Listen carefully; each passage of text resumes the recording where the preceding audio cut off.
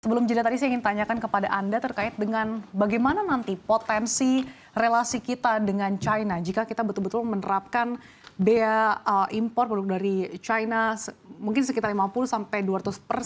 Apakah ada potensi terjadi perang dagang juga misalkan seperti dengan yang terjadi dengan Amerika Serikat? Iya, bahwa esensinya sebetulnya WTO itu kan menjaga balancing antar negara. Tidak ada saling negara itu yang menentukan hambatan tarif dan non-tarif. Hambatan tarif ya bisa berupa tax yang seperti yang tadi bea masuk dan sebagainya. Atau hambatan non-tarif adanya regulasi yang bisa menghambat produk barang dan jasa untuk masuk ke dalam satu negara. Nah, perang itu kan dimungkinkan kalau misalnya saling mematok tarif-tarif yang tadi yang ada. Makanya saya bilang peran dari lembaga internasional itu pentingnya di situ untuk menjaga balancing antar negara. Karena perang itu kan berbeda. Kalau yang dulu mungkin dengan fisik, sekarang dengan pengenaan tarif dan sebagainya. Nah, ini yang kita harus menjaga. Sama seperti Amerika Serikat dengan China juga jangan sampai kita juga terkena dampak yang dilakukan oleh US dan China. Tetapi kita juga mesti membalance 200% yang memang mungkin nggak sampai 200% karena itu kan lebih banyak keramik ya. Keramik yang akan yang terkena dampak sektornya, kerugiannya. Jadi untuk sektor-sektor lain pun juga harus hati-hati berapa tax yang akan diberikan, apakah 50 atau 100 atau 150, nah ini yang kita akan melihat semuanya. Tapi itu base-nya pun juga harus dari hasil penyelidikan, identifikasinya. Memang berapa kerugiannya, kalau kita sampai 199, sekian persen, ya artinya dimungkinkan untuk membalance 200% itu bisa dilakukan. Oke. Tadi di awal kan dikatakan salah satu contoh adalah industri keramik yang bahkan sudah ada indikasi dumping hingga 100% lebih. Nah, tapi kalau selain China, ada nggak sih Prof. Aryawan negara-negara lain yang potensi untuk bisa dikenakan bea impor atau mungkin safeguards yang lebih tinggi selain dari China? Iya, artinya kita nanti melihat memang sejauh ini memang yang kalau kita lihat kan ada di Australia, ada di Eropa, Amerika, dan China itu kan juga salah satu yang memang menjadi penting. Karena kalau dilihat dari data yang ada, terutama dengan China ya, pada periode Januari 2 Maret sampai 2024 nilai ekspor kita tuh 13,36. Import kita 5.957 US dollar dan itu setara 32% dari total nilai import kita. Jadi memang kita dengan China ini luar biasa gitu untuk importnya. Nah makanya dengan negara-negara lain pun juga kita harus melihat yang tadi saya sebutkan. Mungkin ada negara-negara yang bisa menjadi diversifikasi import ataupun ada negara-negara yang bisa menjadi potensial mereplace posisi China kalau kita terlalu bergantung ke sana. Oke, saya akan kembali ke Pak Beni. Pak Beni, seperti apa sih Anda melihat wacana penerapan ini? Apakah memang sebaiknya diterapkan secara merata pada berbagai industri ataupun sektor, atau justru sebaiknya harus dikaji ulang nih? Kira-kira sektor mana saja yang patut diterapkan bea impor ini? Dan kira-kira negara mana lagi sih yang menjadi concern dari para pengusaha terkait dengan indikasi adanya anti-dumping? Ya, saya kira topiknya kan China nih ya. Tentu kita punya namanya komite anti dumping. Lalu yang kedua kita punya komite pengamanan pasar di dalam negeri. Itu adanya di Kementerian Perdagangan. Mereka harus lakukan kajian-kajian ini dan khususnya terhadap China karena kita bisnis dengan China cukup besar. Nah, khususnya untuk batu bara sama CPO, mereka bisa saja melakukan retaliasi, ambil batu baranya nggak ke Indonesia, bisa ke kompetitor kita yaitu Australia, termasuk CPO-nya nggak ke Indonesia tapi ke Malaysia. Nah hal ini harus dipertimbangkan masak-masak oleh kita dalam pengenaan penaikan tarif bea masuk untuk keramik maupun tekstil dan yang lainnya. Tentu hal ini harus, saya setuju dengan Prof tadi mengatakan kita harus punya kajian yang saintifik lah, yang ada angkanya, karena ini memang diperbolehkan sebagai anggota WTO karena kita diberikan satu kewenangan untuk melakukan trade remedies, yaitu pengamanan pasar ya. Artinya kalau terjadi kerusakan atau potensi terjadinya kerusakan pasar dalam negeri atau industrinya, maka kita bisa melakukan pengamanan tersebut. Oke, saya akan ke Prof. Aryawan lagi.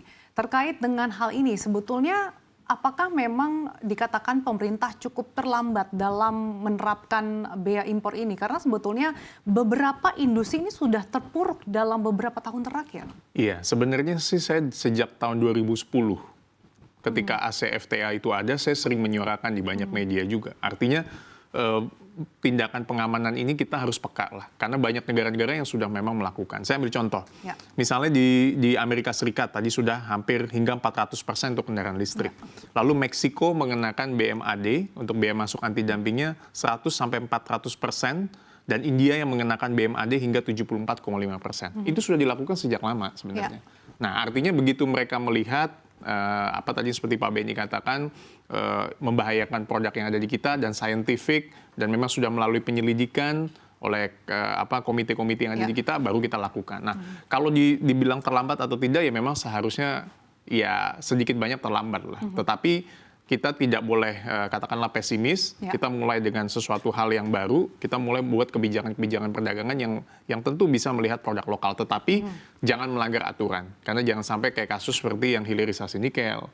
Lalu juga kita jangan sampai kalah di WTO lagi. Artinya tetap dalam koridor-koridor aturan hukum dagang internasional yang sudah memang disepakati oleh banyak negara yang ada. Oke, baik Pak Benny, kalau dari Anda, apakah Anda melihat kebijakan atau rencana bea impor ini cukup terlambat dilakukan oleh pemerintah dengan melihat gempuran impor dan juga beberapa industri yang sudah sangat terpuruk di tanah air? Kalau bilang terlambat, saya boleh katakan secara fakta memang terlambat. Artinya berangkat dari industri ya. Kita kan pengen jadi negara produksi, negara industri dengan jumlah pekerja yang cukup masif banyak. Itu bisa dicek daripada penggunaan listrik dari PLN, apakah industri turun atau enggak. Kalau turun berarti ada masalah di dalam industri itu. Kalau itu turun berarti ada masalah. Masalahnya di mana? Masalahnya mungkin bisa bikin tapi nggak bisa jual. Nah, baru berangkat ke perdagangan. Nah, ini kerjasama antara perindustrian dan perdagangan memang harus hand to hand dari waktu ke waktu dan dianalisa secara cermat apakah itu saintifik atau tidak. Oke, Pak Aryawan, dari kacamata perdagangan internasional, apa sih yang membuat Indonesia bisa dikatakan terlambat dalam menerapkan ini? Apakah memang ketergantungan terhadap China ini menjadi alasan bagi Indonesia terlalu rasanya cukup berat untuk menimbang-nimbang berbagai kebijakan? Nomor satu adalah political will. Policy kita di bidang international trade law itu mau bagaimana? Tadi seperti yang Pak Benny sampaikan. Artinya kalau memang ke depannya kita memang berpihak kepada local product, pengusaha yang ada di lokal, ingin membangkitkan industri dalam negeri, itu betul-betul didorong. Sehingga akan diimplementasikan dalam kebijakan-kebijakan yang ada. Kedua adalah instrumen-instrumen hukumnya pun juga kita harus ciptakan.